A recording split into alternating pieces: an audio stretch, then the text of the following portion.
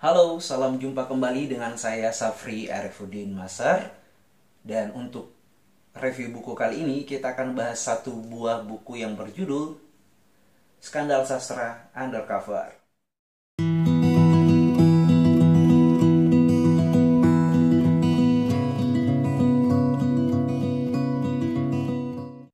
Nah, buku ini sangat penting sekali untuk kita ulas karena buku ini menceritakan tentang perjalanan sebuah polemik sastra. Bicara tentang polemik sastra itu sudah sering terjadi. Ini bukan hal yang baru karena sejak sebelum terbentuknya Indonesia pun itu polemik sastra sudah sering terjadi.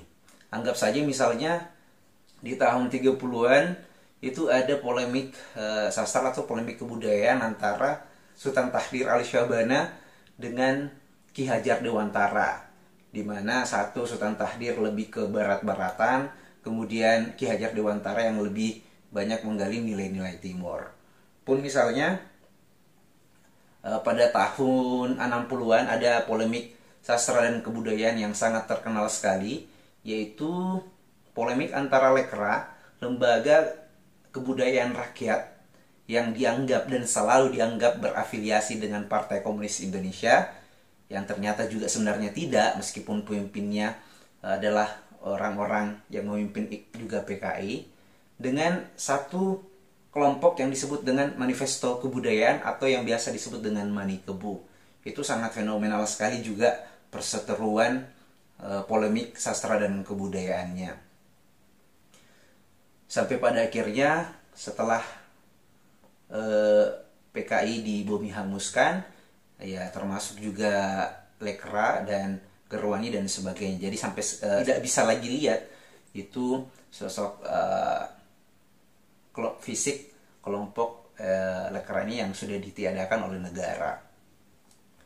Atau misalnya polemik kebudayaan atau polemik sastra antara Pramudia Anantatur dengan Hamka, yang dimana suatu ketika Hamka dan Pram itu pernah saling berbalas kritikan di koran karena Pram mendakwa Hamka plagiat untuk karyanya, untuk karya yang sangat terkenalnya juga, yaitu tenggelamnya kapal Van der Wijk.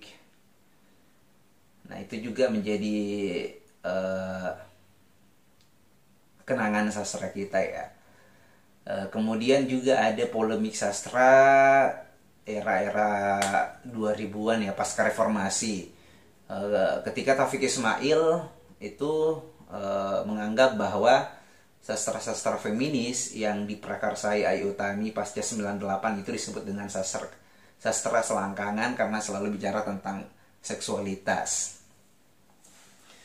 Nah, yang paling baru itu adalah puisi esai yang dibuatkan polemiknya oleh diprakarsai oleh Saud Situmorang, dan kemudian puisi esai itu pula yang mendorong buku ini hadir. Oh, terbalik ya, buku ini hadir.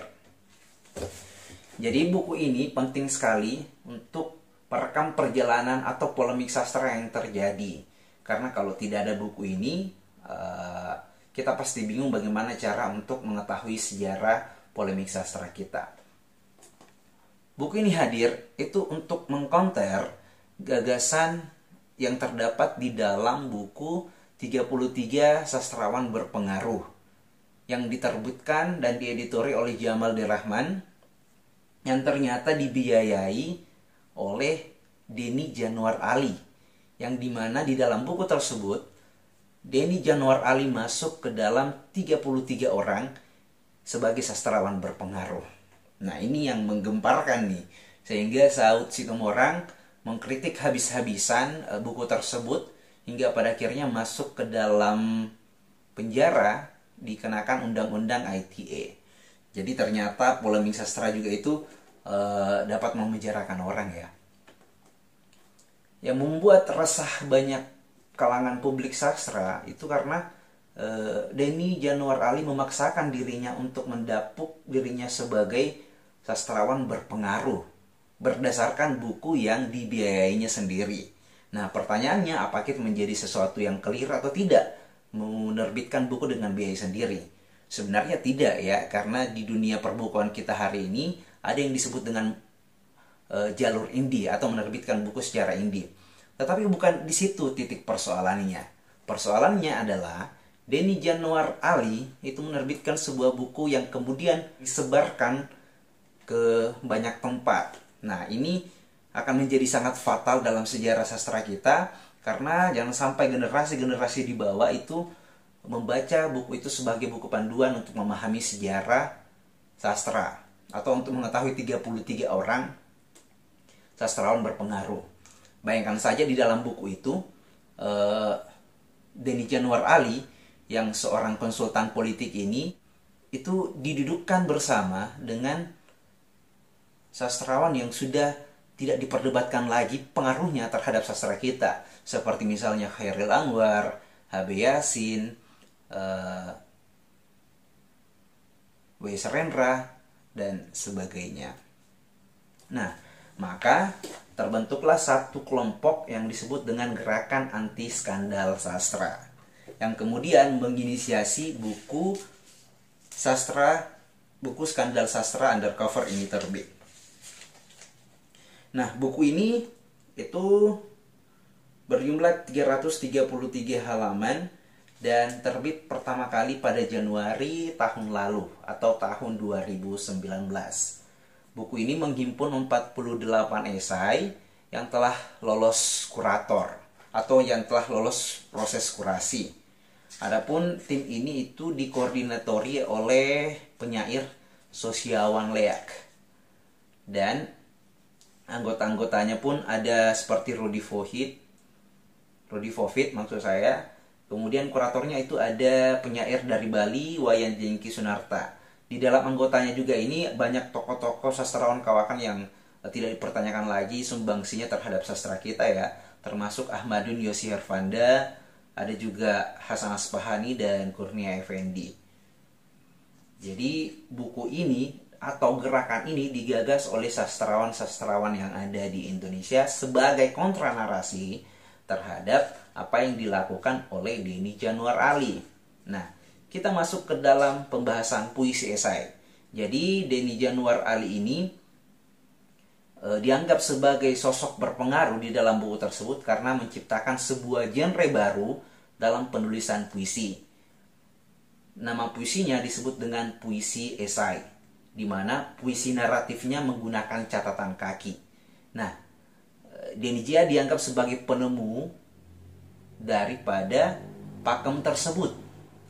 Nah, ini juga banyak ditentang. Yang pertama, Denny J dengan puisi esainya itu tidak cukup untuk dianggap sebagai sastrawan berpengaruh. Karena kenapa? Corak puisi esai terinspirasi dengan hal-hal yang sudah ada atau sudah eksis sebelumnya. Dia mirip-mirip seperti Balada Rendra. Atau jauh ke belakang, Alexander Pope, seorang penyair di Inggris, itu pernah menulis An Essay on a Man, kalau saya tidak salah ya. Dan itu corak berpuisinya hampir sama. Hanya saja memang yang bikin beda catatan kakinya itu. Denny J menambahkan catatan kaki itu dan kemudian menganggap bahwa genre puisi esai itu adalah puisi buatannya atau genre buatannya. Kemudian kenapa banyak orang yang menolak habis-habisan Denny J dan puisi esainya? Kenapa kita harus menghakimi sebuah imajinasi? Kenapa orang tidak dibebaskan untuk berkarya? Misalnya Denny J kalau mau bikin pakem sendiri dengan puisi esainya, kenapa kita harus marah dan kenapa kita harus menolak? Nah, menurut buku ini bukan hal itu yang ditolak secara mentah dan habis-habisan, tetapi cara-cara yang dilakukan oleh Denny J untuk mendapuk dirinya sebagai sastrawan berpengaruh itu yang ditolak, karena itu akan merusak sejarah sastra kita. Karena Denny J menggunakan kekuatan kapitalnya, karena dia adalah seorang yang kaya raya, menerbitkan sebuah proyek buku, membuat sebuah proyek buku di mana para kuratornya dalam buku tersebut juga dibayar oleh Denny J. Dan cara-cara ini yang ditolak oleh masyarakat kita atau sebagian besar masyarakat kita yang mendapuk dirinya sebagai sastrawan, termasuk sastrawan muda, karena beberapa waktu yang lalu juga setelah booming puisi esai itu ada gerakan penolakan menggunakan petisi online dan hampir 1.500 sastrawan muda menolaknya. Jadi DNIJA itu ditolak, bukan ditolak dia sebagai personal ya, tetapi dia ditolak cara-caranya yang ditolak. Cara-caranya yang tidak etis di dalam dunia sastra kita, itulah yang ditolak. Jadi buku ini terdiri dari esai-esai yang berbobot, berisi. Ada yang mengkaji puisi esai secara struktur, ada yang mengkaji secara makna, dan juga ada yang mengkaji alasan politis kenapa DNIJA menulis puisi esai. Buku ini penting untuk dibaca ya buat teman-teman mahasiswa sastra ataupun para pecinta sastra, seperti polemik-polemik yang ada di masa lalu. Buku ini juga merekam dengan sangat baik polemik yang terjadi dalam frame yang disebut dengan puisi esai dan DNIJA itu. Jadi jangan lupa untuk membaca bukunya supaya Anda tidak tersesat dan bisa memilih keberpihakan yang mana. Karena hidup yang punya tujuan adalah hidup yang butuh keberpihakan. Sampai jumpa di video berikutnya.